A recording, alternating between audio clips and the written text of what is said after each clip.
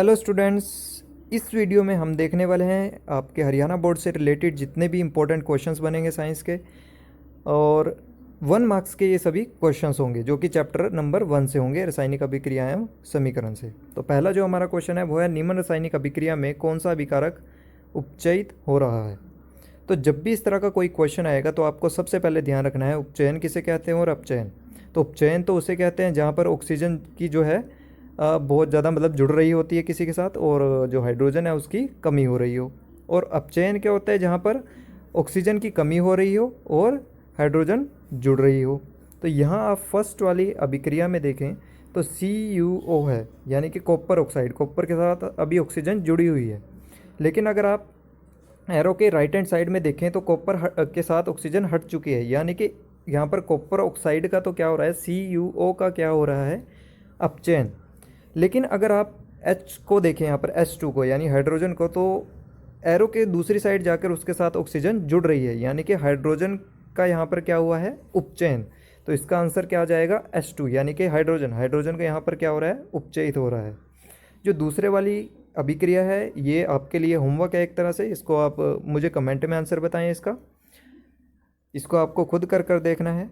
Next हमारा जो question है वो है, श्वसन निम्न में से किस प्रकार की अभिक्रिया है।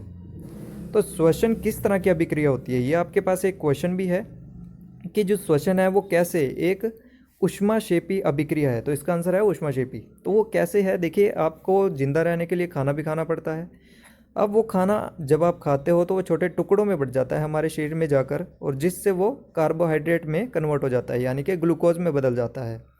अब साथ साथ हम ऑक्सीजन भी ग्रहण करते हैं, तो जो वो ग्लूकोज है वो उस ऑक्सीजन के साथ अभिक्रिया करता है और क्या देता है हमें, कार्बन डाइऑक्साइड, वाटर यानी कि पानी, और साथ साथ हीट भी प्रोवाइड करता है, यानी कि एनर्जी की फॉर्म में हीट भी प्रोवाइड करता है, यानी कि ऊष्मा भी निकलती है। तो ऐसी अभिक्रिया जिसमें जो ऊष्मा निकलती है उसे तो बोलते हैं ऊष्माक्षेपी। तो यानी कि इसी हिसाब से जो श्वसन है हमारी वो क्या है, ऊष्माक्षेपी अभिक्रिया। ऊष्माशोषी अभिक्रिया कौन सी होती है, जिसमें जो ऊष्मा है वो अवशोषित हो जाती है, यानी कि सोख ली जाती है। उपचयन मैं बता चुका हूँ आपको। अवक्षेपण क्या होती है, जिसमें एक श्वेत कलर का यानी सफ़ेद कलर का एक श्वेत बनता है, उस अभिक्रिया को हम बोलते हैं अवक्षेपण अभिक्रिया। नेक्स्ट हमारा जो क्वेश्चन है वो है, निम्न में से ऊष्माक्षेपी अभिक्रिया कौन सी है। तो इन 4 ऑप्शन में से आपको बताना है ऊष्माक्षेपी अभिक्रिया कौन सी है। तो ऊष्माक्षेपी अभिक्रिया वो होगी जिसमें जो ऊष्मा है वो निकल रही हो। तो पहला जो हमें ऑप्शन दिया है वो है कैल्शियम कार्बोनेट का ऊष्मा द्वारा वियोजन।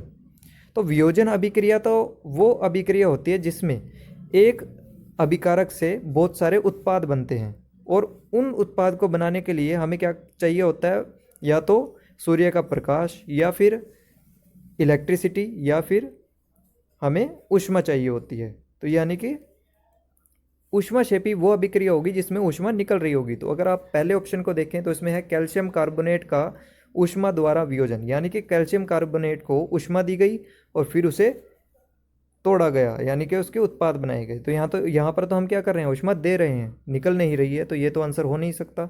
दूसरा, सिल्वर क्लोराइड का सूर्य के प्रकाश द्वारा वियोजन। यहाँ पर भी सिल्वर क्लोराइड को हम सूर्य का प्रकाश देकर तोड़ रहे हैं, तो यानी कि यहाँ पर भी ऊष्मा नहीं निकल रही है। वनस्पति द्रव्य का कंपोस्ट में विघटन। तो यानी कि यहाँ पर जो वनस्पति द्रव्य है उसका विघटन हो रहा है, यानी कि जब वो विघटन होगा तो वो ऊष्मा हमें देगा। तो इसका आंसर क्या हो जाएगा, C। चौथा है लेड नाइट्रेट का ऊष्मा द्वारा अपघटन। तो यहाँ पर लेड नाइट्रेट को हम क्या दे रहे हैं, ऊष्मा, और फिर अपघटन हो रहा है। तो यानी कि इसका सही आंसर क्या है, C। तो नेक्स्ट क्वेश्चन हमारा है, नीचे दी गई अभिक्रिया का उपयोग कहाँ होता है। तो हमारे पास एक ये इम्पोर्टेंट अभिक्रिया है, ये अभिक्रिया कहाँ यूज़ होती है। तो ये अभिक्रिया यूज़ होती है श्याम श्वेत फोटोग्राफी में, ठीक है, ब्लैक एंड वाइट फोटोग्राफी में ये अभिक्रिया यूज़ होती है। बहुत ज़्यादा इंपॉर्टेंट क्वेश्चन है, ध्यान रखना है आपने। ऑप्शन है जैसे कि वेल्डिंग में, श्याम श्वेत फोटोग्राफी में, दीवारों को सफ़ेदी करने में, संचारण को रोकने के लिए। तो इसका सही आंसर क्या हो जाएगा, ऑप्शन B। हमारा नेक्स्ट क्वेश्चन है, तेल एवं वसायुक्त खाद्य पदार्थों को नाइट्रोजन से प्रभावित क्यों किया जाता है। तो ये हमारा एक इम्पोर्टेंट क्वेश्चन है। ऑप्शन है उनका उपचयन रोकने के लिए, उनका अपचयन रोकने के लिए, उनको चूहों से बचाने के लिए, उन्हें कीटों से बचाने के लिए। तो इसका सही जो आंसर है वो क्या आएगा, उनका उपचयन रोकने के लिए। देखिए जो तेल एवं वसायुक्त खाद्य पदार्थ हैं उनमें नाइट्रोजन इसलिए डाली जाती है ताकि वहाँ पर जो ये पदार्थ हैं उनका उपचयन ना हो, यानी कि उनमें ऑक्सीजन की वृद्धि ना हो। अगर ऑक्सीजन की वृद्धि हो गई तो वो हमारा जो खाना है वो सारा खराब हो जाएगा, यानी कि उसमें से स्मेल आएगी और वो खाने लायक नहीं रहेगा। नेक्स्ट हमारा जो क्वेश्चन है वो है लोह चूर्ण पर तनु हाइड्रोक्लोरिक अम्ल डालने से क्या होता है। तो लोह चूर्ण पर तनु हाइड्रोक्लोरिक एसिड डालने से क्या होता है। तो देखिए आपको ध्यान रखना है, जब भी आप किसी धातु की किसी अम्ल के साथ अभिक्रिया करवाते हो तो उसमें से हाइड्रोजन गैस जरूर निकलती है।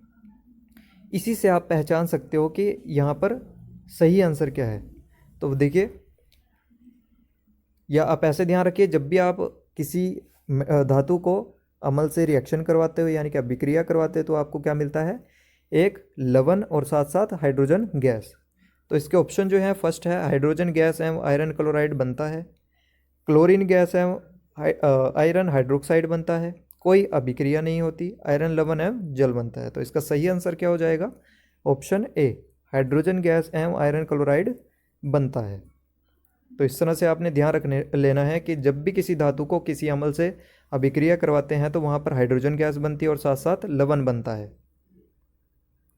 हमारा नेक्स्ट क्वेश्चन है, यह अभिक्रिया है, ये किस तरह की अभिक्रिया है, विस्थापन, संयोजन, ऊष्माक्षेपी, ऊष्मीय वियोजन। तो विस्थापन तो वो होती है जब कोई एक धातु दूसरी धातु को उसके विलयन में से विस्थापित कर दे। संयोजन तब होती है जब दो या दो से ज़्यादा अभिकारक मिलकर एक उत्पाद बनाते हैं।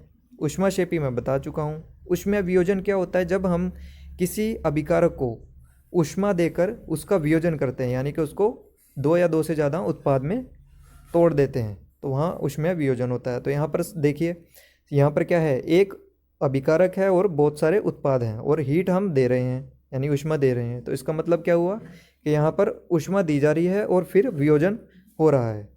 तो यानी कि इसका सही आंसर क्या हो जाएगा, डी ऊष्मीय वियोजन। जो वियोजन है वो हम दो तीन तरह से कर सकते हैं, या तो ऊष्मा देकर, या सूर्य का प्रकाश देकर, या फिर इलेक्ट्रोलिसिस कर कर यानी कि बिजली प्रोवाइड कर कर। ठीक है।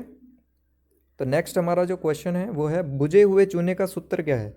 तो बुझे हुए चूने का सूत्र क्या होता है, देखिए सबसे पहले आपको पता होना चाहिए बिना बुझा चूना क्या होता है। तो बिना बुझा चूना होता है CaO, कैल्शियम ऑक्साइड। फिर जब आप इसको वाटर दे देते हो यानी कि जल में मिला देते हो तो इसमें से ऊष्मा भी निकलती है और CaOH भी बन जाता है, CaOH2 भी बन जाता है, यानी कि कैल्शियम हाइड्रोक्साइड भी बन जाता है, जिसे हम क्या बोलते हैं, बुझा हुआ चूना। तो यानी कि यहाँ पर बुझे हुए चूने का सूत्र क्या है, CaOH2। तीसरा आपको ध्यान रखना है कि एक संगमरमर का सूत्र भी पूछा जाता है। तो संगमरमर का सूत्र होता है CaCO3, कैल्शियम कार्बोनेट। ठीक है। तो यहाँ पर ये इंपॉर्टेंट क्वेश्चन थे हमारे 8, जो कि चैप्टर नंबर 1 से बनते हैं, 1 मार्क्स के important. Thanks for watching this video. Please like, subscribe and share. आने वाली वीडियो में हम देखेंगे इसी चैप्टर से 2 मार्क्स के इंपॉर्टेंट क्वेश्चंस, और ये एक सीरीज़ है जिसमें हम पूरी की पूरी साइंस जो है कंप्लीट कर लेंगे आपके एग्ज़ाम होने से पहले।